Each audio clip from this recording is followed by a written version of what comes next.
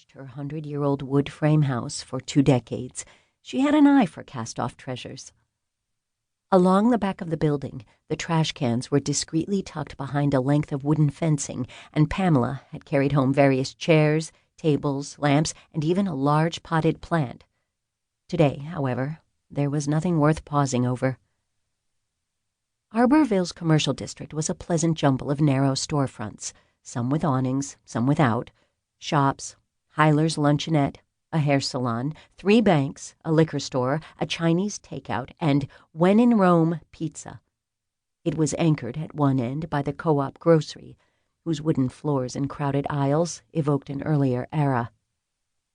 Part of the co-op's facade was dedicated to a bulletin board, which announced town council doings, scouting activities, and programs at the Arborville Library. It also welcomed flyers from anyone who had an event to publicize, and in fact, as Pamela drew near, someone was doing just that. A slender, dark-haired woman in an unusual sweater was tacking up a colorful sheet of paper.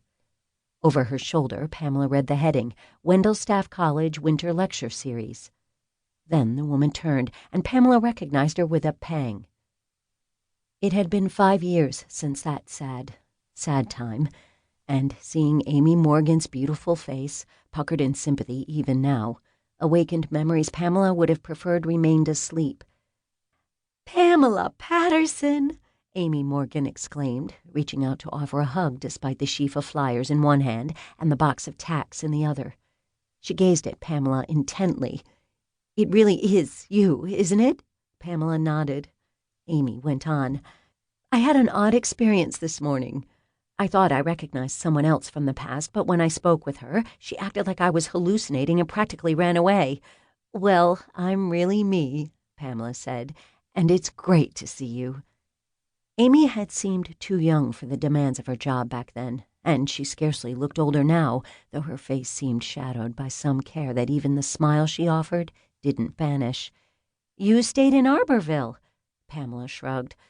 "The house is too big, but I love it. And Penny, how is she doing?"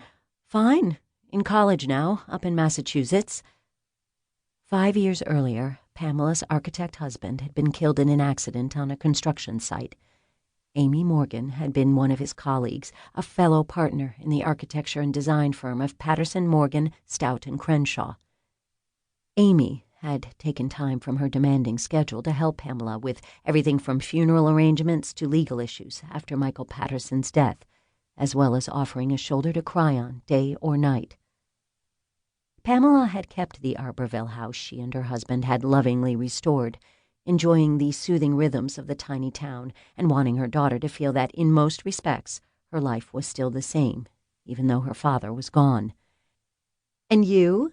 Pamela asked. "What are you doing in Arborville?" "I live here now," Amy said. "I've left the hustle and bustle of the business world for a job at Wendelstaff College." She displayed the sheaf of flyers in her hand and continued. "I'm teaching interior design, and I'm the head of the School of Professional Arts." She fingered her sweater. "Trying to become less driven, though. I've taken up knitting." "I thought that sweater looked handmade," Pamela said. "I'm a long-time knitter, too. I remember that from before." Amy hesitated, as if reluctant to bring up memories of the accident. Sensing her discomfort, Pamela smiled. "It's okay," she said. "I still think about him, of course, but life goes on. And on a more cheerful note, how would you like to get together every week with a congenial group of fellow knitters here in town? We call ourselves Knit and Nibble, and we meet every Tuesday night at 7. We take turns hosting. Tomorrow night we'll be at my house." "I'd love to get acquainted with some people in town," Amy said. "I'll be there, knitting bag in hand. I live right up your street in that big apartment building. We can catch up on things," Pamela said. "And I know Penny will want to see you when she's here for Thanksgiving. She remembers how kind you were to us, and she's thinking about going into your field." A slight frown lodged between Amy's smooth brows.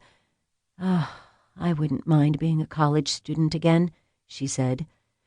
"As time goes on, you have to do more and more things you don't want to do.